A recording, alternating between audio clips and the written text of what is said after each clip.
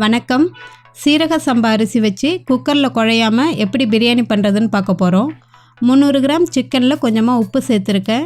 1/4 teaspoon மஞ்சள் தூள், 1/2 teaspoon மிளகாய்த்தூள், 1/2 டீஸ்பூன் தனியாத்தூள், 1/2 டீஸ்பூன் கரம் மசாலா.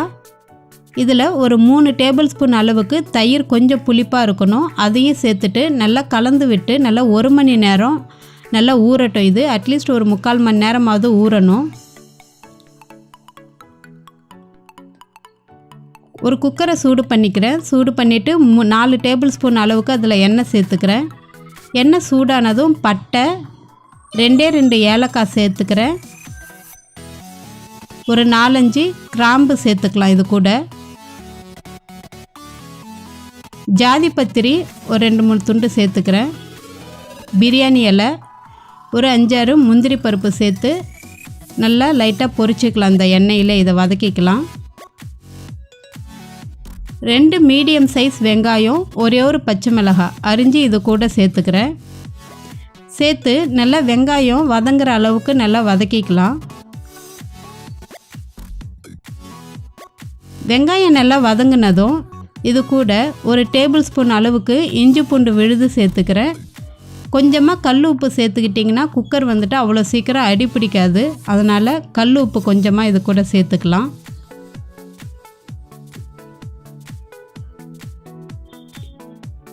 இப்போ வெங்காயம் இஞ்சி பூண்டு விழுது வாசனைலாம் போனதும் நம்ம கலந்து வச்சுருக்கிற சிக்கனையும் இது கூட சேர்த்துட்டு நல்லா கிளறி விடுங்க. கிளறி விட்டுட்டு அதில் காரம் உப்புலாம் கரெக்டாக இருக்கான்னு பார்த்துக்கோங்க. காரம் கம்மியாக இருந்துச்சுன்னா இந்த ஸ்டேஜில் நம்ம மசாலா இன்னும் கொஞ்சம் சேர்த்துக்கலாம்.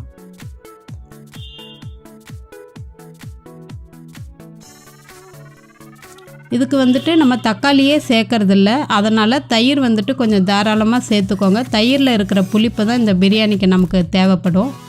அதனால் நான் வந்துட்டு இன்னும் கொஞ்சமாக இதில் காரம் கம்மியாக இருக்குது. கொஞ்சம் வாசனைக்காக கரம் மசாலா ஒரு 1/4 டீஸ்பூன் சேர்த்துக்கிறேன். மிளகாய்த்தூள் ஒரு 1/4 டீஸ்பூன், தனியாத்தூள் ஒரு 1/4 டீஸ்பூன். தயிர் வந்துட்டு நீங்கள் தேவைக்கேற்ப சேர்த்துக்கோங்க. நான் கொஞ்சமாக சேர்த்துருக்கேன். அரிசியோ இல்லை சிக்கனோ அதிகமாக எடுத்துக்கிட்டிங்கன்னா இன்னும் கொஞ்சம் நிறைய தேவைப்படும். பொடியாக நறுக்குன புதினா இதையும் ஒரு கைப்பிடி சேர்த்து நல்லா கிளறி விடலாம். எண்ணெய் நல்லா பிரிஞ்சு வரணும். அப்போவே வந்துட்டு சிக்கன் நல்லா வெந்து அழகாக வந்துடும். இப்போது இது நல்லா தயாராகிடுச்சு. இது கூட நான் 4 கப் தண்ணி சேர்க்குறேன். 2 கப் அரிசி எடுத்திருக்கேன். அதுக்கு 4 கப் தண்ணி சேர்த்துருக்கேன். சேர்த்துட்டு உப்பு காரம்லாம் கரெக்டாக இருக்கான்னு பார்த்துக்கோங்க. இது நல்லா கொதித்ததும் சீரக சம்பா அரிசி நல்லா ஊற வச்சுருக்கேன் 1/2 மணி நேரம். இதையும் தண்ணி வடிச்சிட்டு இது கூட நல்லா சேர்த்துக்கலாம். நம்ம குக்கரில் வந்துட்டு பிரியாணி பண்ணாலும் சரி, புலாவ் பண்ணாலும் சரி, இல்லை வெஜிடபிள் ரைஸ் பண்ணாலும் சரி, உடனே மூடி போட்டு வேக வச்சிங்க அப்படின்னா சாதம் வந்துட்டு மெத்துன்னு ஒன்றோடு ஒன்று ஒட்டிட்டு குழஞ்ச மாதிரி தான் இருக்கும். அதுக்கு என்ன பண்ணணுன்னா இந்த மாதிரி அரிசியை போட்டுட்டு ஓப்பன் பண்ணி வச்சு நல்லா வேக வைக்கணும். விசில் விட வேண்டாம். இப்போதைக்கு இந்த மாதிரி அரிசியும் தண்ணியுமா கலந்து வர டைமில் மூடி போட்டுட்டு அதுக்கும் பிறகு சிம்மரில் மாற்றிக்கணும். ஃப்ளேமை வந்துட்டு நல்லா குறைச்சிட்டு ஒரு 7 நிமிஷம் வரைக்கும் இருந்தால் போதும்.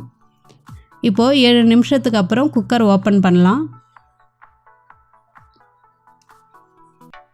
இப்போ பார்த்திங்கன்னா அரிசியும் நல்லா வெந்து வந்திருக்கு. சாதம் வந்துட்டு ஒன்றோட ஒன்று ஒட்டாமல் நல்லா உதிரியாகவே இருக்கும். இது ஆறுனதும் இன்னும் கொஞ்சம் நல்லா பொல பொலன்னு நல்லா வந்துடும். பிரியாணியும் ரொம்ப டேஸ்ட்டாக நல்லாயிருக்கும். இந்த சீரக சம்பா பிரியாணியை உங்கள் வீட்லேயும் ட்ரை பண்ணி பாருங்கள். ரொம்ப சுலபமாக செய்யக்கூடியது, ரொம்ப வேலையும் கிடையாது நமக்கு. இந்த பிரியாணியை உங்கள் வீட்டில் ட்ரை பண்ணி பார்த்துட்டு எப்படி இருக்குன்னு சொல்லுங்கள். மறக்காமல் இந்த சேனலுக்கு சப்ஸ்கிரைப் பண்ணுங்கள். நன்றி.